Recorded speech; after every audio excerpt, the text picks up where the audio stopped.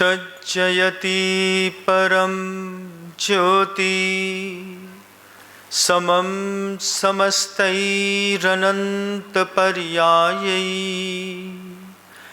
दर्पणतल्लिव सकला प्रतिफलति पदार्थमालिका यत्र गुरुवः पान्तु नो नित्यं ज्ञानदर्शननायका चारित्रार्णौ गंभीरा मोक्षमार्गोपदेशका।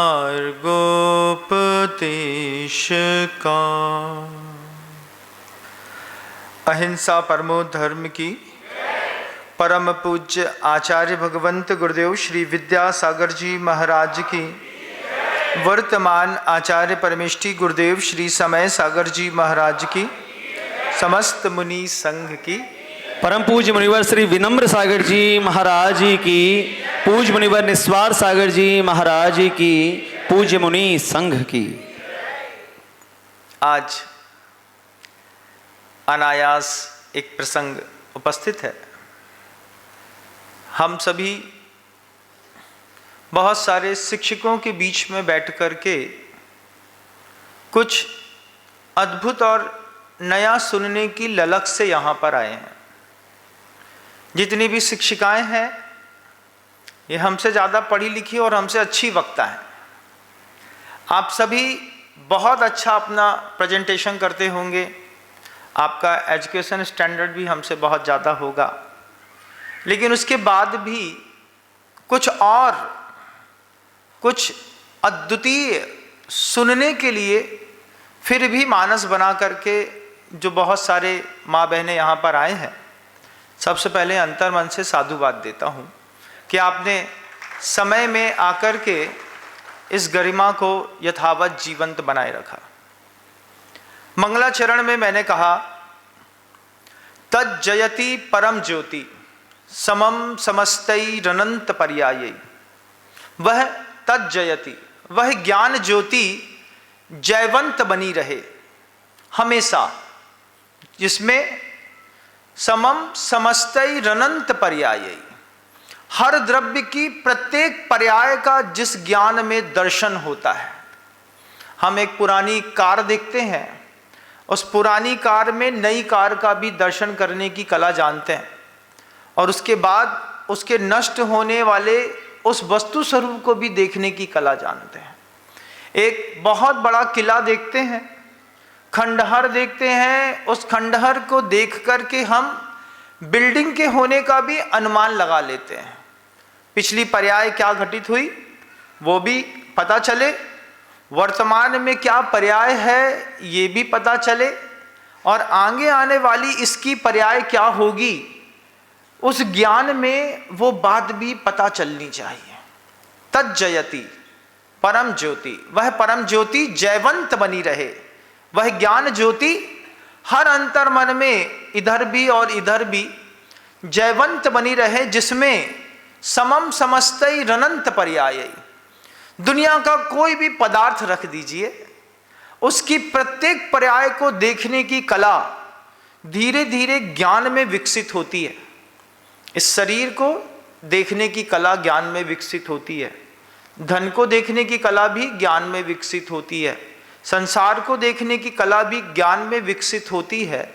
सबसे पहले उस ज्ञान ज्योति को नमस्कार है। तज्जयति परम ज्योति समम समस्तैरनंत पर्यायै दर्पण तल इव सकला। फिर शब्द लिया है आचार्यों ने, जैसे चेहरा आईने के सामने खड़े होने पर चेहरे की हर चीज स्पष्ट दिखाई देती है, ऐसे ग्रंथकर्ता ने प्रभु से आशीर्वाद मांगा है कि आशीर्वाद दो मुझे कि जिस ज्ञान को मैं प्राप्त करूं उससे मैं दुनिया के यथार्थ को भी देख सकूं। कितना साफ, जितना साफ दर्पण में मैं अपना चेहरा देख सकता हूं, इतने ही निर्मल ज्ञान में मैं दुनिया की हर चीज को देख सकूं। ऐसी आचार्यों ने भावना करके दर्पण तल इव सकला प्रतिफलति पदार्थ मालिका यत्र, आईना के सामने चेहरा खड़े होने से मात्र काम नहीं बनता। एक कुछ दिया भी होना चाहिए। वह दिए के प्रकाश में दर्पण और चेहरा दोनों दिखाई देता है। उस ज्ञान को बार बार बार बार बार बार नमस्कार है। वो ज्ञान को देने वाले गुरु आपांत नो नित्यम ज्ञान दर्शन नायका, गुरु ही है जो पांतु नो नित्यम, जितना भी पाप कर्म है वो नष्ट करने की सामर्थ्य रखते हैं। जब कभी भी कोई भी शिक्षिका अपने घर से तैयार होकर के अपने विद्यालय के लिए आती है, 5 मिनट तैयार होने के बाद आईने के सामने खड़े होकर के खुद से बोलिए, खुद से अंदर आवाज आनी चाहिए। पहले अपने अंदर एक सरस्वती का रूप विराजमान कर लें कि जैसे मंदिर में सरस्वती विराजमान है, वैसे ये सरस्वती अपने घर से निकल करके उस विद्यालय तक जा रही है, पिपासुओं को ज्ञान की पिपासा शांत करने के लिए। अपने अंदर एक सरस्वती का रूप खुद बनाइए। फिर उसके बाद एक दुर्गा का रूप भी जरूरी है। दुर्गा का रूप, या देवी सर्वभूतेषु ज्ञान रूपेण संस्थिता नमस्तस्यै नमस्तस्यै नमस्तस्यै नमो नमः। या देवी सर्वभूतेषु धैर्य रूपेण संस्थिता नमस्तस्यै नमस्तस्यै नमस्तस्यै नमो नमः। क्या क्या देना है बच्चों को? नवरात्रि के 9 रूपों में आपको तय करना है। आपको तय करना है हम अपने बच्चे को ज्ञान देंगे। आपको तय करना है हमारे भरोसे हमारे विद्यालय में जो लोग बैठे हैं, जैसे छोटा सा बच्चा अपनी माँ का इंतजार करता है, ऐसे ही बालक आपका इंतजार करके आते हैं। या देवी सर्वभूतेषु ज्ञान रूपेण शक्ति रूपेण धैर्य रूपेण क्षमा रूपेण कला रूपेण, उसके बाद संतोष रूपेण संस्थिता नमस्तस्यै नमस्तस्यै नमस्तस्यै नमो नमः। ये 9 दुर्गा के 9 रूप अपने अंदर इफेक्ट डालिए, अपने अंदर सरस्वती का इफेक्ट डालिए। फिर विद्यालय में आकर के खड़े होइएगा, आपके शब्दों की जान बदल जाएगी। अभी हम जब विद्यालय आते हैं तो शिक्षिकाओं का इंटेंशन कुछ और रहता है। क्या रहता है? एक अच्छे विद्यालय में जॉब मिली है, 80,000 90,000 1 लाख रुपए मिलते हैं, इससे मेरे परिवार को चलाने में सहूलियत मिलती है। अभी इंटेंशन तो ये है, अभी जितनी कसमकस है लेवल पर बने रहने की है, लेकिन इस कसमकस से बाहर निकलना है। अभी लेवल है कि हम इस एजुकेशन सेंटर पर आते हैं, हमारा स्केल्स 80 90 1 लाख रुपए का है, जिससे हमारे परिवार की सुरक्षा बहुत अच्छी होती है, इसलिए हम पढ़ाने आते हैं। इसका दूसरा लेवल ले आइए, हम पढ़ाने आते हैं, इससे हमारी परिवार की सुरक्षा हो या ना हो, लेकिन पढ़ाना मेरा कर्तव्य है, मैं इसके लिए प्रकृति के द्वारा बनाई गई हूं। जब आप अपने दूसरे लेवल को लेकर के आते हैं, आपका लेवल अल्ट्रा फाइन हो जाता है। आप सभी शिक्षिकाओं से गुरुजी का प्रश्न है, उन्होंने एक बार अपने साथ में रहने वाली शिक्षिकाओं से पूछा। सदी के महानतम आचार्य गुरुदेव विद्यासागर जी महाराज, उनकी पावन सन्निधि पाने का हम जैसे पामर लोगों को भी सौभाग्य मिला। गुरुदेव के साथ रह करके महसूस किया कि गुरुदेव के जीवन काल में करीब 6 बड़े विद्यालय बने। हर विद्यालय में 80 से 100 करोड़ रुपए लगा करके समाज ने करीब 400-500 600 करोड़ रुपए के बड़े बड़े विद्यालय बनाए। उन बड़े बड़े विद्यालयों में आज करीब 550 से ज़्यादा शिक्षिकाएं ज्ञान देती हैं। वे बच्चियों को पढ़ा रही थीं। पढ़ाते पढ़ाते अचानक आचार्य जी ने अपना मीडियम बदल दिया।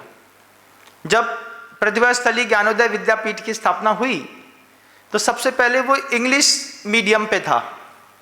इंग्लिश मीडियम पे वो करीब 1.5 साल चला। चलने के बाद इंग्लिश मीडियम को बंद करके आचार्य जी ने हिंदी मीडियम को उसको अलाउ किया। आचार्य जी का एक ही चीज़ कहना था, अगर विद्यालय राष्ट्रभाषा को खत्म कर रहा हो, ऐसी शिक्षा एक संत के माध्यम से इस देश में नहीं दी जा सकती। मैं सबसे पहले अपनी राष्ट्रभाषा को जीवंत बना करके रखूंगा। हमारे जितने भी विद्यालय हैं, ये हमारे देश की भाषा खत्म कर रहे हैं। आज जिस विद्यालय में आप पढ़ाते हैं वो 100% इंग्लिश मीडियम स्कूल है। हिंदी भाषा खत्म कर दी। हिंदी भाषा का कोई काम नहीं है। एक पेपर, एक छोटा सा एक पीरियड होता होगा हिंदी का, सबसे कम शिक्षिकाएं हिंदी की यहाँ पे आकर के खड़ी हुई, सबसे कम। हिंदी का एक पेपर है, हो गया। बच्चे से फाइन सुपर फाइन हिंदी लिखवा करके देखिए, बच्चे को नहीं आता। अच्छी अल्ट्रा फाइन इंग्लिश लिखता है, लेकिन राष्ट्रभाषा को खाते हुए विद्यालय हैं हमारे विद्यालय ने हमारी भाषा खा ली।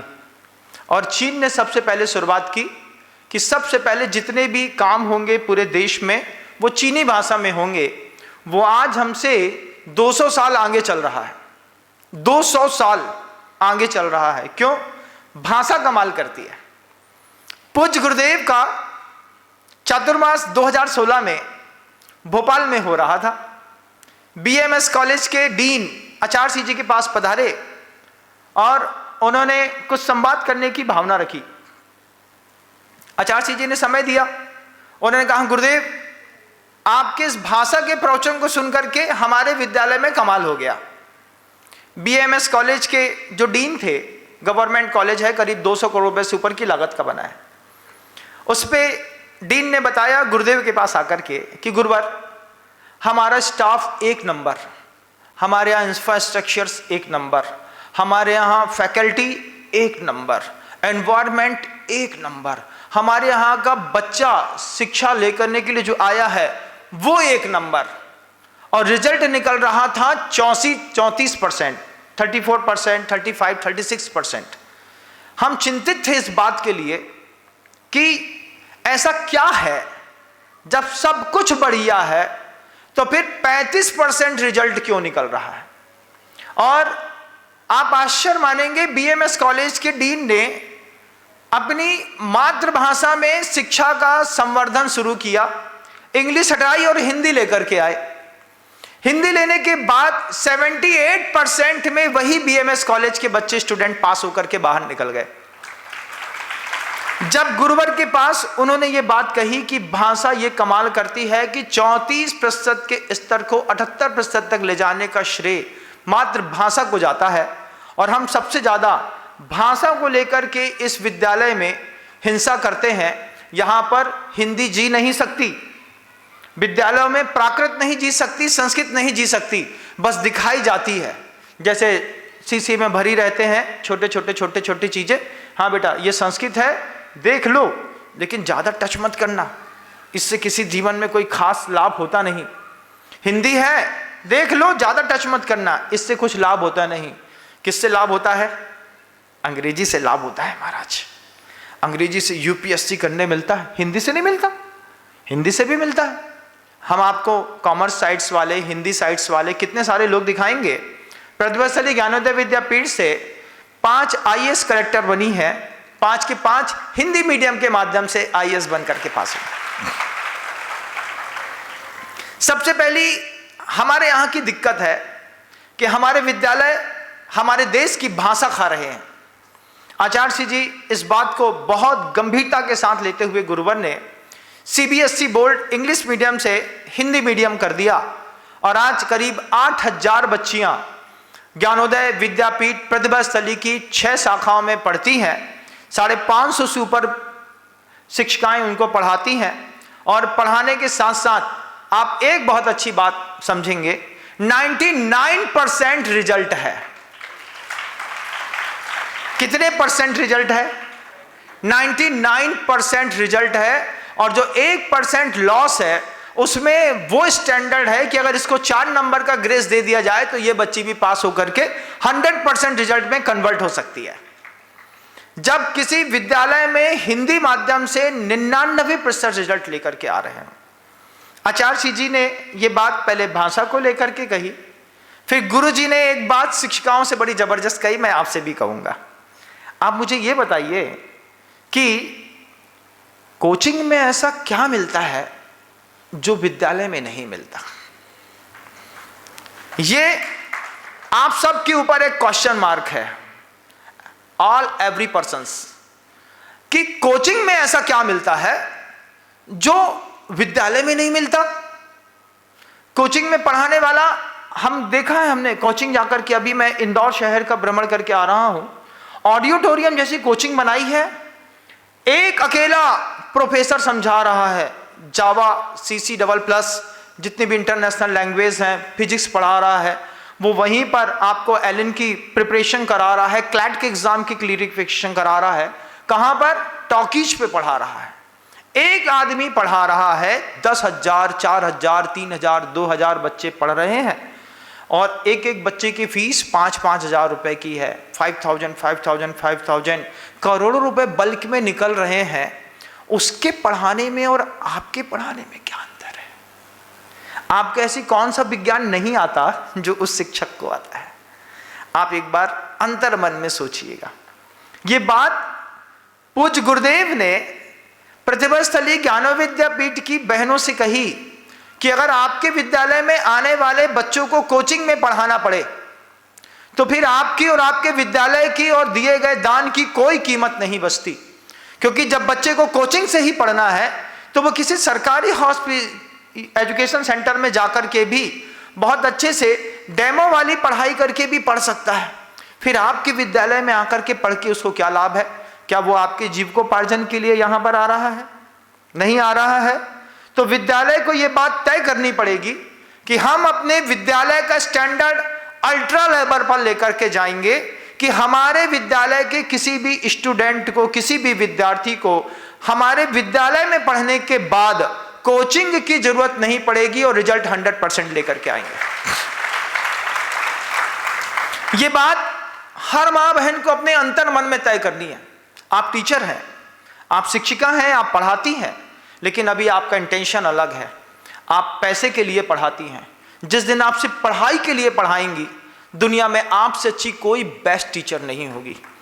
कोई भी प्रोफेशन है, कोई भी क्लास है, किसी भी क्लास में, हर क्लास में शिक्षा की अपनी जरूरत है। क्योंकि तज्जयति परम ज्योति समम समस्तै अनंत पर्यायैः।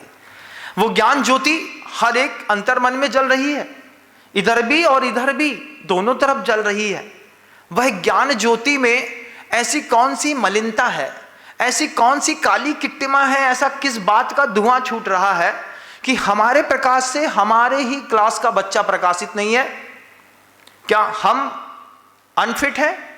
क्या हमें कुछ आता नहीं है और हमने सिर्फ जॉब सेव करके रखी हुई है? ऐसा तो नहीं है। आप मेहनत तो बहुत करते हैं। फिजिक्स, केमिस्ट्री, बायोलॉजी, साइंस पढ़ाने के पहले आप घर में 3 घंटा पढ़ के आते हैं, फिर यहां पर पढ़ाते हैं। उसके बाद आपके बच्चे को कोचिंग की जरूरत क्यों पड़ती है? और अगर कोचिंग की जरूरत पड़ती है तो फिर एक बार आप भी वो कोचिंग ज्वाइन करिए। एक बार आप कोचिंग ज्वाइन करके एक बार देखिए कि उस पढ़ाने वाले का मेंटल लेवल क्या है, उस पढ़ाने वाले का कॉन्फिडेंस लेवल क्या है, उस पढ़ाने वाले का क्लियरिटी लेवल क्या है, किस तरीके के कॉन्फिडेंस से वो जब 1200 पन्ने की बुक फिजिक्स की नीचे रख करके कहता है कि पेज क्रमांक 468 के पैराग्राफ नंबर 3 पे स्टार्टिंग यहां से हो रही है, तब आप देख करके आश्चर्यचकित हैं कि इसको पूरे 1200 पन्ने की किताब याद है। 24 घंटे एक ही लेक्चर दे रहा है, हर विद्यार्थी को उसको याद होना स्वाभाविक है। फिर आपके और उसके मेंटल लेवल में किस बात की कमी है? क्यों आपको 80,000 मिल रहे हैं, 1 लाख मिल रहे हैं, क्यों आपको 2 करोड़ नहीं मिल रहा? यह बात आपको अपने आप से पूछनी है। यह क्वेश्चन मार्क मैं हर मां बहन, हर शिक्षिका के ऊपर छोड़ रहा हूं कि आप में, आपके पढ़ाने के बाद आपका बच्चा आपके सब्जेक्ट में अगर कोचिंग के लिए जा रहा है, इसका मतलब बच्चा फेल नहीं है, आप फेल हैं। क्योंकि बच्चे का तो ग्रेस्पी पावर जबरदस्त है, उसको कुछ भी सिखा दो वो बहुत जल्दी ग्रैप्स करता है। अभी मैंने इसका प्रैक्टिकल किया। छोटे छोटे बच्चे थे, संस्कृत के तत्वार्थ सूत्र है जैन आगम में, मैंने उन बच्चों को 9 दिन तत्वार्थ सूत्र सिखाया अपने पास बुला करके, 5 बच्चों को। उसमें से 5 बच्चों ने 5 अध्याय याद करके हमको मुंह जवानी सुना दिए। हमने 5 बच्चे से कहा था हम तुमको सोने की एक एक चैन देंगे, और हमने 5 बच्चों को सोने की एक एक माला दी। क्योंकि 5 बच्चे ने 10 दिन के अंदर 5 संस्कृत के अध्याय याद करके सुना दिया। क्या गजब का ग्रेस्पी पावर है। जब बच्चे का ग्रेस्पी पावर इतना जबरदस्त है तो फिर हम में ऐसी क्या कमी है कि हमारा बच्चा हमारे विद्यालय के बाद एक कोचिंग में जाता है, जितना वो हमारे विद्यालय को देता है उतना कोचिंग वाले को भी देता है। यहां से बच्चा हटेगा, घर जाएगा, खाना खाएगा, कोचिंग का बैग उठाएगा, कोचिंग चला जाएगा। आप फेल हो गए, आपको 100/100 लेकर के आना है। इस शिक्षक सम्मेलन में एक जवाबदारी आप सबको अपने अंतर मन में तय करनी पड़ेगी कि हम जब अपने घर से निकलेंगे तो हम सरस्वती और दुर्गा के बन करके साथ में निकलेंगे। हम सिर्फ एक अच्छी टीचर बन करके रोड पे नहीं निकलेंगे, क्योंकि अगर पॉप कल्चर के साथ आप विद्यालय में आ रहे हैं, मैंने कई बार गुरुजी से मुख से वह बात सुनी कि शिक्षक के निजी जीवन में विद्यार्थी झांकता है। शिक्षक के निजी जीवन को विद्यार्थी देखता है कि शिक्षिका का निजी जीवन कैसा है। लेकिन अगर आपके जीवन में कहीं भी थोड़ी भी दागदारी पना दिखाई देगा तो उसका सबसे ज्यादा फर्क पड़ेगा तो उस विद्यार्थी के ऊपर पड़ेगा। विद्यार्थी कहेगा अरे हमारे मास्टर साहब गुटखा खाते हैं, तो एक दिन वो भी आपसे कहेगा एक जयंती का गुटखा, महाराज बाबा सर गुटखा लेंगे क्या? तो जिस दिन टीचर और स्टूडेंट दोनों मिलकर के एक साथ गुटखा खा लें, दबा लिया, क्या कैसे चल रहा है? अरे सर 9th क्लास में निकल जाए तो बहुत बड़े भाग की बात है। अब ये दोनों अगर चल रहा है इस तरीके का, तो फिर आप सोच लीजिए शिक्षा को तो आपने किनारे छोड़ दिया। इन सारी गहरी विचारधाराओं के साथ गुरुदेव प्रतिभास्थली ज्ञानोदय विद्यापीठ की स्थापना करके गए और 550 शिक्षिकाओं ने उस प्रकल्प को आज भी आसमानी करके रखा है। आज भी उस विद्यालय में एडमिशन के लिए लाइनें लगती हैं, क्योंकि वहाँ के मास्टर रूल्स बिल्कुल अलग हैं। गुरुवर एक दूसरी बहुत प्यारी बात कहते थे कि गुरुजी हम सब के लिए, हमारे लिए भी कहते थे और आप लोगों के लिए भी कहते थे। पूज्य गुरुदेव कहते थे दिन कितने घंटे का होता है ये तय कर लीजिए। आपका क्या विचार है? कितने घंटे का? 12 घंटे का दिन, 12 घंटे की रात। लेकिन जो हमारे दिमाग में 12 घंटे का दिन और 12 घंटे की रात है, यही रेलवे में क्या हो जाता है? रेलवे में 24 घंटे का दिन होता है। फिर गुरुजी ने हम लोगों को सिखाया, आपको भी, आपको अपने बच्चों को सिखाना है कि 24 घंटे का विद्यार्थी का दिन होता है। और 24 घंटे के दिन में विद्यार्थी रेस्टिंग पीरियड में जाएगा, टाइम टू टाइम जाएगा, early to bed and early to rise होगा। 9 बजे बच्चा सोएगा, रात को 3 बजे उठ करके पढ़ेगा। जब बच्चा रात को 9 बजे सो करके सोएगा और 3 बजे पढ़ेगा, आप इसका एक कमाल देखेंगे। जब आप रात को ठीक 9 बजे सो जाते हैं, जिस समय राक्षस प्रहर शुरू हो जाता है, 6 बजे से 9 बजे तक वैदिक सनातनी परंपरा में रौद्र प्रहर होता है। उस रौद्र प्रहर में दुनिया के हर पाप करने की योजनाएं बनती हैं। आपको कैफे में जाना है, आपको शराब पीने जाना है, सिगरेट पीने जाना है, जुआ खेलने जाना है, अपने फियांसे से मिलने जाना है, आपको अपने मेडिकल अफेयर्स से मिलने जाना है।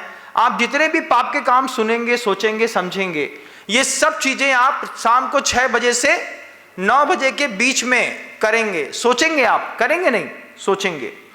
करेंगे कब? राक्षस प्रहर में, जो 9 बजे से लेकर के 12 बजे तक होता है। दुनिया का हर पाप होता है रात को 9 से 12 के बीच में। हर इंसान अपनी झूठ वाली जिंदगी को छू करके टटोल के देखता है कि ये झूठ की जिंदगी मेरी जिंदा है कि नहीं। उसी राक्षस प्रहर में वैदिक सनातन गुरु कहते हैं 9 बजे सो जाओ। 9 बजे सोने पर 1 घंटे में बॉडी 3 घंटे का रिलैक्सेशन प्राप्त करती है। हम 1 घंटा 9 से 10 सोए, हमारी बॉडी 3 घंटे की नींद को कंप्लीट करी। 3 घंटे सोने पर शरीर को 9 घंटे का आराम मिलता है। और 12 बजे के बाद आप जब सोते हैं तो हर घंटे में आपकी 12 से 1 बजे के बीच में आप 1 घंटे में 1.25 घंटे की नींद कर रहे होते हो।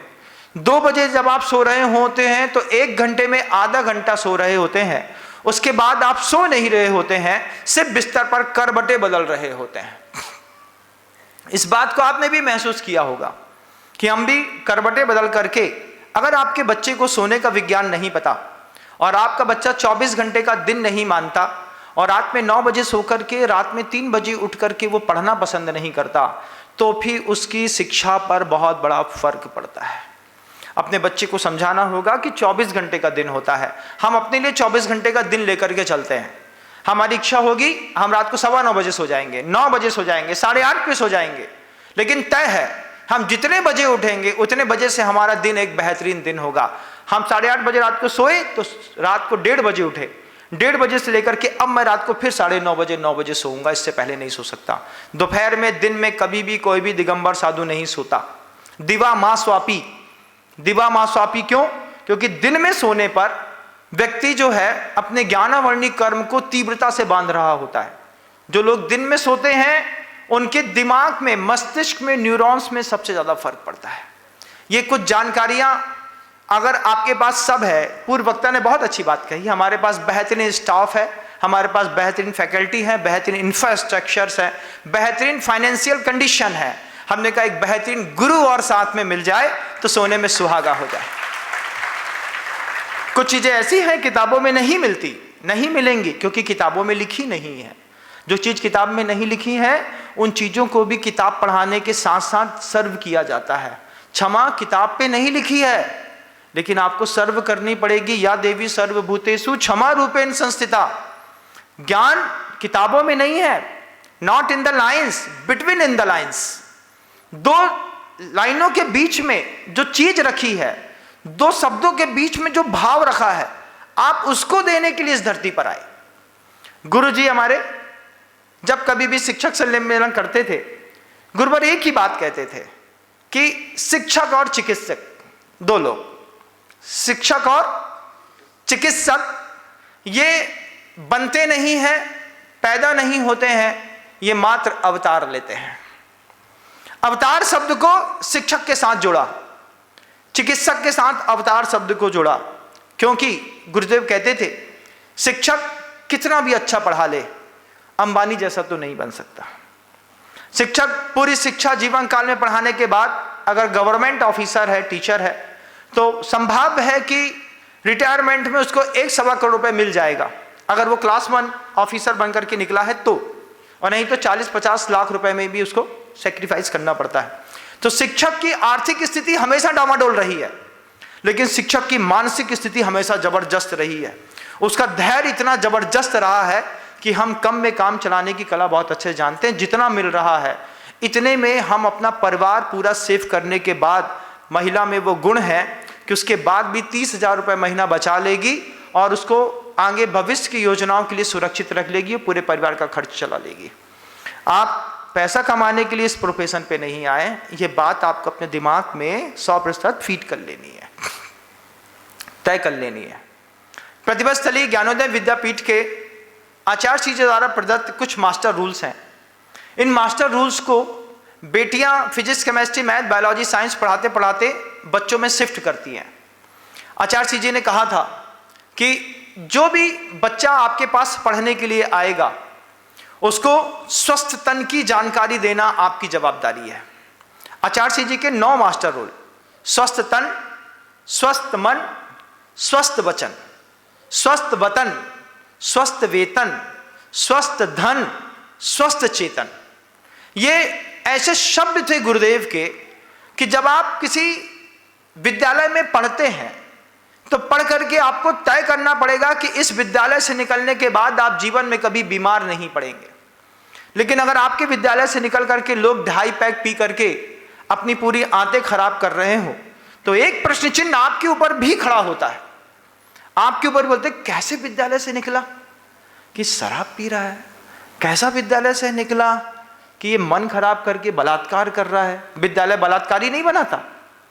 अगर विद्यालय बलात्कारी बनाने लगे तो उस विद्यालय की कोई कीमत नहीं है। गुरुजी ने कहा ज्ञानोदय विद्यापीठ प्रतिभा स्थली में जब कभी भी जितनी भी बेटियां पढ़ती हैं, be women and by women, वहां पर एक प्यून भी बॉयज नहीं है। हर महिला ही महिला को संभाल रही है और लगातार उत्थान के नए आयाम प्रतिदिन दिख रही है। यहां पर एकाध पुरुष का भी इंटरफेयर होगा, वहां पूरे बोर्ड ऑफ डायरेक्टर्स में सिर्फ महिलाएं, काम करने में महिलाएं, पढ़ाने वालों में महिलाएं, साफ करने वालों में महिलाएं, स्टाफ में महिलाएं, be women and by women. लगातार इस रूल्स को लेकर के चल रहे हैं। एक और बहुत जबरदस्त चीज ज्ञानोदय विद्यापीठ जबलपुर में, इंदौर में, ललितपुर में, डोंगरगढ़ में, जो देखने में आई वो गजब की थी। 10th क्लास के बाद हम बच्चों को ऐसा तैयार कर रहे हैं कि 10th क्लास का पेपर दे दिया जाता है, 11th का 12th का पेपर दे देते हैं और शिक्षिकाएं उस कक्ष से बाहर हो जाती हैं। और शिक्षिकाओं ने इस बात की गारंटी ली है कि ज्ञानोदय विद्यापीठ प्रतिभा स्थली की एक भी बच्ची दुनिया में कहीं पर भी नकल करती हुई पकड़ी जाएगी तो हम 5 लाख रुपए का पुरस्कार देंगे। इतना कॉन्फिडेंस है। आप सोचिए कैसे मोरल इफेक्ट्स ब्रह्मचारिणी बहनें बच्चियों पर डालती हैं कि प्रतिभा स्थली ज्ञानोदय विद्यापीठ की 8000 बहनों में, बच्चियों में एक भी बच्ची किसी भी सेंटर पर अगर नकल करती हुई पकड़ी गई तो हम 5 लाख रुपए की राशि पकड़ने वाले को देंगे। आज तक ना किसी बच्ची ने नकल की, ना आज तक कोई बच्ची पकड़ में आई। इससे आपके विद्यालय का रुतबा आसमान हो गया। एक विद्यालय ऐसा है जो सत्य के मार्ग पर चलना सिखाता है। क्यों? हमको हमारी पढ़ाई पर कॉन्फिडेंस है। हमने इतने अच्छे लेवल पर कोर्स कंप्लीट किया है, किसी बच्चे को कुछ भी चोरी करने की, चीटिंग करने की जरूरत नहीं है। आचार्य सिंह जी के शब्द थे, पढ़ते पढ़ते सबसे पहले पढ़ना सीखो। पढ़ते पढ़ते क्या पढ़ना सीखो? आपके विद्यालय में कोई बच्चा आया है और शिक्षक शिक्षिका अगर उस बच्चे का स्वभाव नहीं पढ़ पा रही है तो फिर उसको वो कुछ पढ़ा भी नहीं पाएगी। पहले तय करना है कि बच्चे का स्वभाव कैसा है। बच्चे का स्वभाव स्पोर्ट्स में है, आप पेरेंट्स टीचर मीटिंग में तय कर दीजिए। आप अपने बच्चे को फिजिक्स केमिस्ट्री में ज़्यादा इन्वॉल्व मत करिए, ये स्पोर्ट्स बहुत अच्छा खेलता है, मैंने इसको ऑब्जर्व कर लिया है, इसको स्पोर्ट्स में लेके जाइए। क्रिकेट खेलेगा, हीरो बनेगा, लाखों कमाएगा, उसको बाहर निकालिए स्पोर्ट्स में। किसी को म्यूजिक में बाहर निकालिए, किसी को सिंगिंग में, किसी को पेंटिंग में। हर व्यक्ति को बंधुआ मजदूर बनाने के लिए प्रेरणा मत दीजिए। गुरुजी का तीसरा चौथा मास्टर रूल था। पूज्य गुरुदेव कहते थे विद्यालय से निकलने के बाद एक भी विद्यार्थी बंधुआ मजदूर नहीं होना चाहिए। आज आप देखिए कितनी मुश्किल से सफरिंग करता है वो आदमी अपने परिवार को चलाने के लिए। मैंने बहुत अच्छे चार्टर्ड अकाउंटेंट्स देखे हैं, MBA देखे हैं, CA CFA देखे हैं, सभी लोगों से मिलता रहता हूं, सब लोग मेरे संपर्क में बने रहते हैं। सुबह 8 बजे कार्ड पंच किया, वर्क फ्रॉम होम चल रहा है, लैपटॉप खोला, सुबह 8 बजे चड्डा पहन करके बैठा है। अब क्या कर रहा है? काम कर रहा है। कितने बजे तक करेगा? बंधुआ मजदूर रात को 10 बजे तक लगातार लैपटॉप पे काम कर रहा है। शिक्षा किसी को बंधुआ मजदूर बना गई तो ये शिक्षा की सबसे बड़ी कमजोरी मानी जाएगी कि हमने तुमको ऐसी चीज पढ़ाई जिसके बाद तुमको 10 घंटे तो मेहनत करनी ही पड़ेगी। तुम अध्यात्म में जा नहीं सकते, तुम भगवान की पूजा कर नहीं सकते, तुम तीर्थ क्षेत्र की वंदना नहीं कर सकते, तुम गुरु के आहार दान के लिए अपने आप को तैयार नहीं कर सकते। कितना बांध दिया, कितना हाईजैक करके शेक कर दिया। ऐसी एजुकेशन है कि हर बच्चे को बंधुआ मजदूर बना रही। इसलिए गुरुजी ने अपने विद्यालयों में 7वीं क्लास में बेटियों को हथकरघे की शिक्षा दी। ज्ञानोदय विद्यापीठ जबलपुर प्रतिभा स्थली में 5-6 शाखाओं में बच्चियां 7th क्लास में हथकरघा चलाना सीखती हैं। हथकरघे में सबसे पहले वो नैपकिन बनाना सीखती हैं, उसके बाद वो दरी बनाना सीखती हैं, उसके बाद वो छोटे छोटे सॉक्स बनाना सीखती हैं। फिर बेटियां कपड़ा बनाना सीखती हैं, लट्ठे का कपड़ा निकालती हैं। फिर वो फाइन ब्लीच्ड मर्सराइज्ड कपड़ा निकालती हैं, पैंट का कपड़ा निकालती हैं, लास्ट में साड़ी निकालना सीखती हैं। और जब 7वीं, 8वीं, 9वीं, 10वीं, 11वीं, 12वीं 6 साल तक बेटियां हथकरघा सीख चुकी होती हैं तो 12th क्लास में निकलने वाली बेटी को हथकरघा चलाते इतने अच्छे तरीके से आता है कि अगर वह 50,000 रुपए का हथकरघे का एक सेटअप अपने घर में छत पे भी डालेगी तो 40,000 रुपए महीना 12वीं क्लास में आराम से वो कमा सकती है। इसको स्किल डेवलपमेंट कहते हैं। आपके यहाँ की बेटी, आपके यहाँ का लड़का, किसी भी विद्यालय से निकलने वाला लड़का 12वीं क्लास से निकला, अभी वो पापा से ऐसा बोल रहा है 5,000 दे दो, 10,000 दे दो। गुरुजी कहते थे तय करिए किस उम्र के बाद आप अपने माता पिता से अपने जीविकोपार्जन के लिए खर्च नहीं मांगेंगे। तय करिए 14 साल की उम्र के बाद, 16 के बाद, 18 के साथ बाद, 19 के बाद, किस उम्र के बाद आप अपने माता पिता से अपने जीविकोपार्जन का खर्च नहीं मांगेंगे। ये बात गुरुजी ने वहां पर इंप्लीमेंट करके दिखाई। 12वीं क्लास में निकलने वाली लड़की, बच्ची जो निकली, उसने कहा, वहीं पे कहा, दीदी आप हमें एक हथकरघा खुलवा दो। अब देखिए, विद्यालय की दीदियों से कहा कि एक हथकरघा खुलवा दीजिए। विद्यालय की दीदी ने किसी भी एक डोनेटर से बात करी, उसके घर में 55,000 रुपये भेजे और वहां पर एक हथकरघा चालू हो गया। अब वह बच्ची दिन में सुबह 1 घंटा हो या दोपहर में 1 घंटा हो या रात में 1 घंटा हो, शाम को हो, कभी भी उसका जब मन करता है वो हथकरघे में 1.5 घंटे काम करती है। 6 मीटर कपड़ा निकाल लेती है, 6 मीटर की साड़ी में एम्ब्रॉयडरी करती है, ब्लॉक प्रिंटिंग करती है, उसके बाद उसको फिनिश करती है, प्रेस करती है और 3,500 रुपए की साड़ी बना करके उसी प्रतिभा स्थली में बेच देती है। दीदी हमने एक साड़ी बनाई है, आप इसका पैसा दे दीजिए। उसकी फाइन कपड़े की चीज को, क्वालिटी को टेस्ट किया, 3,000 रुपए उसको दे दिए। 12वीं क्लास की बच्ची अपने आप में डिपेंडेंट है, वो अपने माता पिता से पैसे के लिए खर्चा नहीं मांग रही। आगे की पढ़ाई हम खुद अपने हाथ पे कर लेंगे। विद्यालय इस कमाल के लिए बनाए जाते हैं। किस कमाल के लिए बनाए जाते हैं कि हम बंधुआ मजदूर किसी को नहीं बनने देंगे। हमने बच्चे को सीए कराया, सीएफए कराया, फिजिक्स सिखाई, दुनिया भर की मैथमेटिक्स सिखाई, लाइफ में हिस्ट्री ज्योग्राफी बेवफा हो गई, रात में रटी, सुबह सब सफा हो गई। सुबह आकर के फिर छुटके ने कमाल दिखाया और बच्चा बाबू मेरिट लिस्ट में लेकर के अव्वल नंबर पे आया। तो छुटका कमाल करता है, फिजिक्स केमिस्ट्री मैथ लाइफ में कम कमाल करती हैं। पढ़ाने के साथ साथ ये बात भी बतानी पड़ती है। अभी एक ऑफिसर आए तो उन्होंने बड़ी अच्छी बात कही, कैमरा बंद कर दे तो मैं सब बात करूंगा। नहीं, आपसे नहीं कह रहा हूं, उनने कहा कि कैमरा बंद कर दे तो सब बात करूंगा। और उन्होंने बड़ी अच्छी बात कही, बोले कुछ चीजें ऐसी होती हैं जो संवैधानिक रूप पे गलत होती हैं, लेकिन करने पर आदमी को फायदा होता है। और वही चीज आपको भी अपने बच्चों को देनी होगी कि बेटा physics chemistry math biology science तो पढ़ लो, लेकिन दुनिया इसके अलावा भी कई चीजों से चलती है जिसमें पेशेंस लेवल की बहुत जरूरत पड़ती है। हार और जीत दोनों पहलुओं को दिखाने की कला, सिक्के के 2 पहलू हैं। अगर तुम पास नहीं होगे तो फेल होगे तो तुम्हारा एक्सपीरियंस बढ़ेगा, पास हो जाओगे तो तुम्हारे मोरल्स बहुत अच्छे और ऊपर उठ जाएंगे, तुमको और अच्छा कॉन्फिडेंस लेवल बढ़ेगा। लेकिन फेल होना भी बहुत अच्छी बात है। अगर कोई बच्चा 8वीं क्लास में एक बार फेल हो जाए, फिर जिंदगी में वो कभी फेल नहीं होता, क्योंकि एक बार समझदार व्यक्ति फुटबैक लेता है या पीछे आता है, फिर जीवन भर उसको दर्द रहता है कि थोड़ी सी गलती के कारण हमने 1 साल बर्बाद किया, अब जिंदगी का हम एक भी पल कभी बर्बाद नहीं करेंगे। बच्चों को ये बात को सिखाना समझाना हर शिक्षिका की जबरदस्त जवाबदारियां बनती हैं।